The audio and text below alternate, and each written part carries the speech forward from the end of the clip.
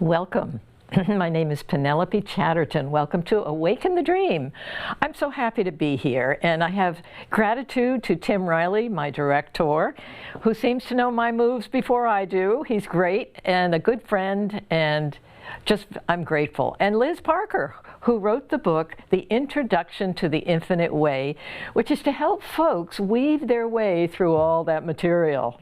50 books, tons of lectures. I mean, it just goes on and on. So Marty and Liz help out, and you can be in touch with them through an address in that book to join a group if you don't have one, because sometimes they're hard to find. Then we have Acropolis Books, who are heirs to everything Joel ever did. So thank you, Michael Krupp, for starting all of this, and thank you to Acropolis Books. And anything you need, friends, that's where you go. So today, we're talking about spiritual fruitage through understanding. It's a powerful lecture, and I don't know, Joel was, of course, at his best, and I can't say enough about what an instrument he has been for the world. I mean, religions have changed because of the infinite way and Christian Science and all the New Age thinking. We've gone from being stuck in the mud for centuries on beliefs. Centuries. And I was fascinated. He said the Assyrian mystics, way back 15,000 years or so before Christ, were also dealing with this dimension and finding their way to be mystics. So Jesus certainly did a fabulous job, and many, many, many mystics also do. So when he talked about the wayfarer getting lost on the way, he wanted us to think about, how are you doing with the principles? Are you walking on water? Are you having inner peace? Are you struggling? Have you got pain? How hard is this? And I think what I got from this lecture is a lot of sympathy for what we're up against, and that we can do it if we get the principles. It's revolutionary. It's almost shocking what Joel came up with. It just defies what we are used to, as far as knowing that there's a wisdom that knows our every single move of every single person. There is a God that loves us and knows everything. And there's also one power. The principles say there's one power. It's impersonal, and I've never heard Joel say that before. The power of love is impersonal, which allows us to surrender disease, illness, anything we think is negative. We can let it go and know it's not real. Then we have the presence of God, which is constant. No matter where you are, in sin, in death, in anything, being a bad doobie, God is there, always with you, and will never, ever leave you. And I have to tell you, we're his children. Can you imagine a God so awesome that he knows every single one of us and what we need to do to find our life here? We were thought of way before this incarnation, and we will be eternal after this incarnation, and we've been around for hundreds of years, since the world began, since God created an amazingly divine spiritual world. God is spirit, and that's brand new. When you think of how the mind works in this dimension, where we make up stuff that's human and mortal, we've got a God that's a spirit. So how do you know you're finding him? I'll tell you how you know. The only way to get there, and please listen carefully, is to meditate. There's no other way to find the presence of God but in stillness and quiet. You meditate, you commune, you share, you're intimate. You know you're connected. You and the God within you are one. You and God are one. And he's knocking on your consciousness all the time. So as Paul said, pray without ceasing. Pray without ceasing. So today we're going to think about being constantly aware. Now, here's where, when I started out, I thought, yes, there is a challenge. Every day I keep working on it. And every day I don't remember every minute, and I'm working on that. And I think what we're all trying to do is find a way to remember by finding a mission that we've been given. God is interesting, and Joel said something that really kind of surprised him. He was driving, the stuff that comes down the tube for that guy, he said he heard the voice say, "He performeth that which he would have me do." And then he heard something else. "He performeth that which is personal to me." He had to pull over, get out his concordance and look it up. Now, the performing one was in Job 23:14, the one about performing us, or perfecting us, is Psalms 138:8. I got that. Anyway, if you Googled it, you could find where to find it. But anyway, what he's saying is, you know, when God wants us to do something, we don't go to him and say, "Hey, I want to do this," because he's not going to hear that. He wants us to do what he gives us to do. We're working for God. We're employed. So think about that. God has an assignment for every single one of us about being conscious, about obliterating fear. We have something to do for God, for humanity, for the whole divine world. Because being eternal, we've got our part to share. We have a part to do. We can do that. And what about this perfecting us? Perfecting us means that we remember God is the only wisdom. We don't have to ask for a thing. I mean, that's human. We don't want to ask for supply. We don't want to ask for health for our families. We don't do that. We go to God and say, "What have you got in store for me? Because I'm working for you, and you know my needs. Every single need I've got, you know. I don't have to ask you." And you know what? You can surprise us too, because you can fulfill needs that we didn't realize or were conscious of. Then he talks about the one power. Now, the one power is the power of love. It's impersonal. It's been given to the world. A disease can dissolve. All these horrible things that we can think of in the human realm can dissolve, knowing that one power is the power of love, and it's impersonal. First time I've heard Joel say that. And it's real, and it's love, but it can obliterate fear. Then let's go to that ever-present God with us. And one thing that's very interesting to me is how religions have changed through the years. We have centuries of misinformation, of begging for stuff, and it hasn't worked. Prayers haven't been answered. And I think because of spiritual healing and New Age thinking and Christian Science and Joel and so many wonderful teachers, the Course in Miracles, we're being told and taught that we have all of these principles within us, because that's who we are. We are love. We're not sick. We've got abundance. We've got it all. If we get out of the way. Now, it's kind of interesting to think about it, isn't it? We have to get out of the way and say to God, "Okay, we're in this together. You know my needs. I won't ask." And then what do we do with our days? How do we become more inner? We practice meditation. If you don't do that, you won't get any of this. Joel was very blunt about that with his class. Forget it if you don't get the fact that you have to be inner, you have to meditate, you have to be still. God is a spirit, and he's not going to show up the way your mind might think he will show up. He will show up in an interesting spiritual way where your soul powers will kick in. Now, that's an interesting thought. That you can't describe. That you can't predict. And that's what makes it so exciting. Your soul powers kick in, and magic happens, and miracles happen. And who of us do not want miracles? Who of us don't want to walk on water and feel protected and be open and listening to that still, small inner voice that's constantly sharing what our day can look like, how we can think, and to remember our perfection, our wholeness. You know, we're hypnotized here, brutally hypnotized with all kinds of negative thinking, all kinds of fear about diseases and illness and war. Oh my God, war.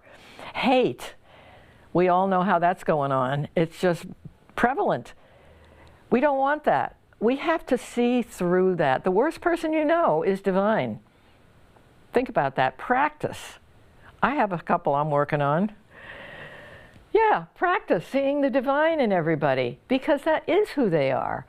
They may act out, they may not know who they are, but that's not your job. Your job is to raise consciousness with the world. That's our assignment. The infinite way is telling us that. God is telling us that. You are working for God. And if you don't know your mission yet, that's okay. I didn't know it for years. I practiced all kinds of spiritual wonders. And then I read one of Joel's books, 10 years ago, and I had to sit down because I was so blown away with how I vibrated to that. And that's been it ever since.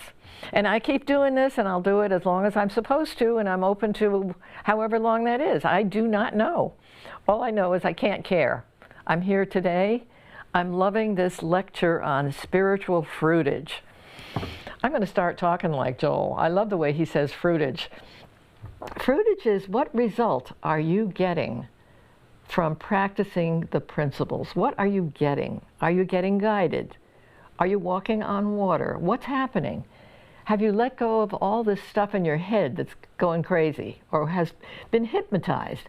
So I think Joel was trying to be sensitive to us today. You know, that's a lot to work through. He says when you first get on this path, there can be pain. I certainly know that. It can be awkward. It might not work for a while.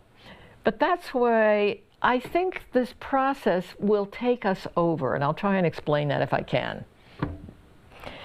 The process, it has been given to us. So if we start it, and if we find ways to share, you can write a book, you can be a preacher, you can do anything that shows love to one another.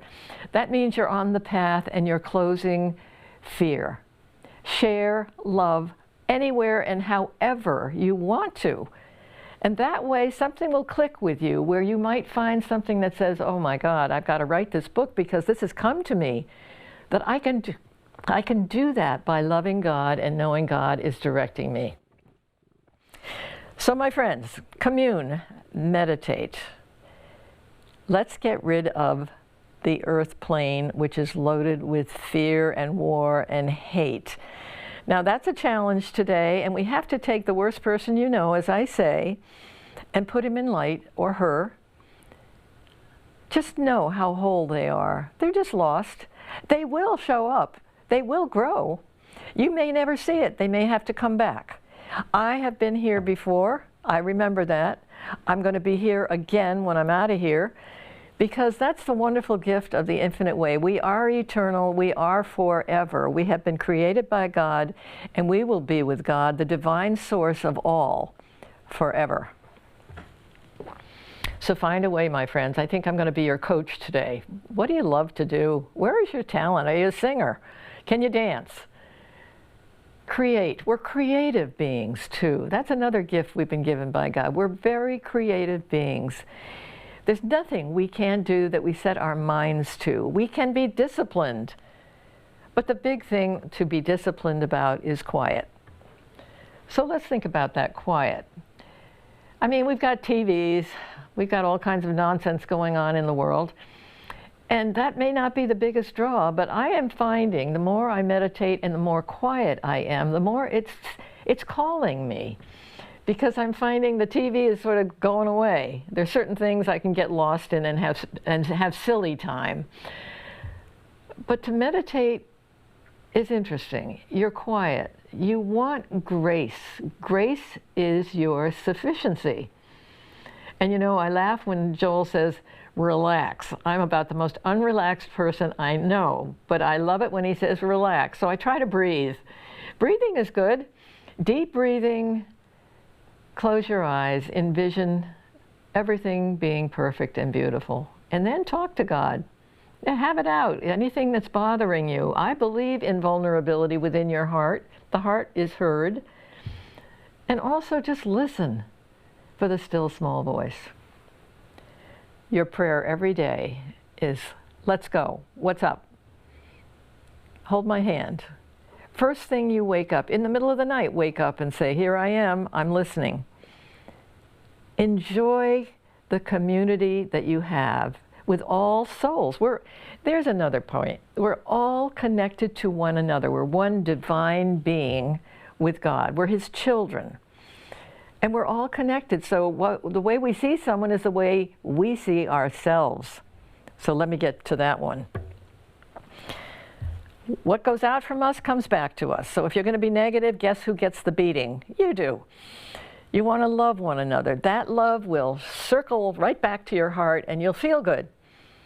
So that's something that is helpful, that we know that. It's an automatic thing. It doesn't feel good to be negative or to be judgmental.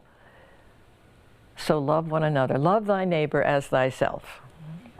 Walk on water today, my friends.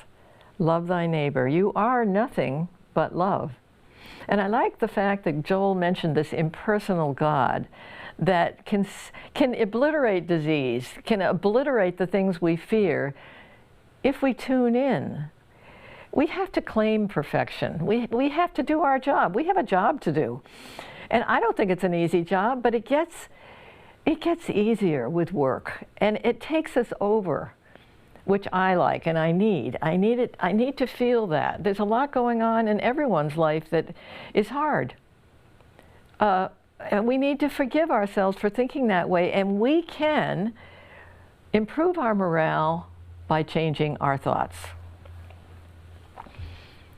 So, my friends, the wayfarer way back, the Assyrians said, hey, are you on the path or aren't you? How's it going?